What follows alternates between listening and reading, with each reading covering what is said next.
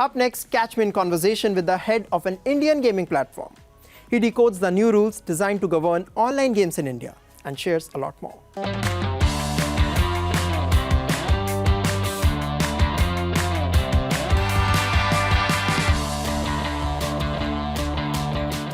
The Indian government has announced new online gaming rules. The rules are many and so are the questions around them. To answer them, we have with us an expert from the gaming industry. Deepak Gulapalli is the founder and CEO of the online gaming company Head Digital Works. Welcome to WION, Mr. Gulapalli.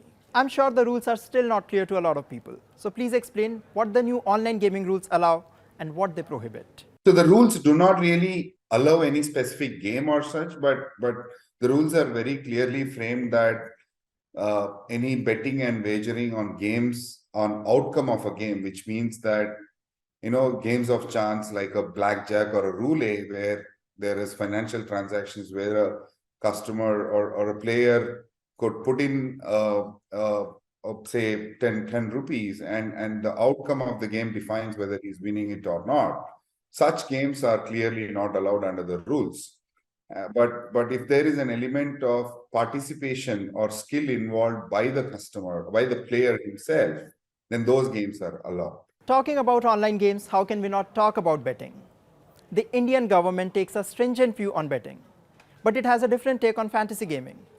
Could you explain why, as both of them involve the risk of losing money? No, I think betting on sports has no skill factor where as a player, I am not, I don't win money based on my skill level. But in fantasy sports, it's I have to do my research as a player and form a team, an appropriate team where the number of points that the team can make, that will define whether I'm winning anything or not.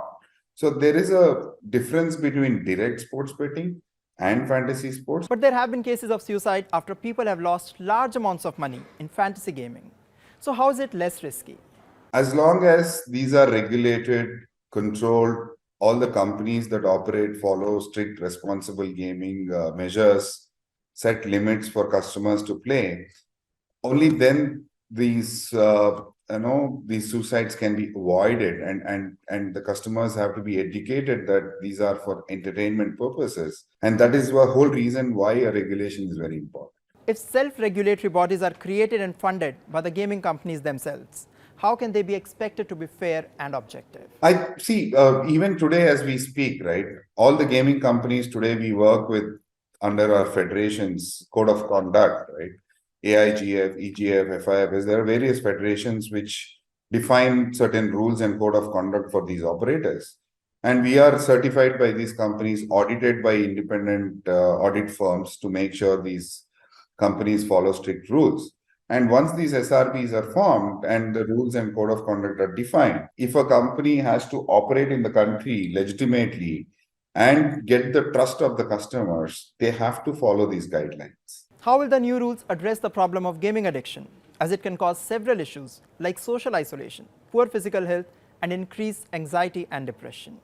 So the best way to combat that is to educate our customers. And this is the framework, this through the SRBs, through MeetY, all our operators, we are going to run campaigns across the country to ensure that people play responsibly. What is the penalty or fine if someone is found to be in violation of these new rules? I don't think those fines have been prescribed. I think over next few months, when the SRBs are formed, there will be clear rules and framework defined at the SRB level. Video games have been seen as a gateway to online money laundering.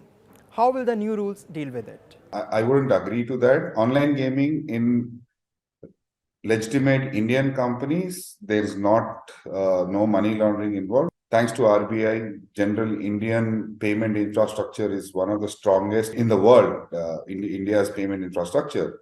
And money laundering happens through, I think, mostly through illegal offshore operators, which now will not be able to operate in India with these new rules. What is the future of online gaming in India and what trends will shape the gaming sector in the coming years? There's a very bright future, I would say.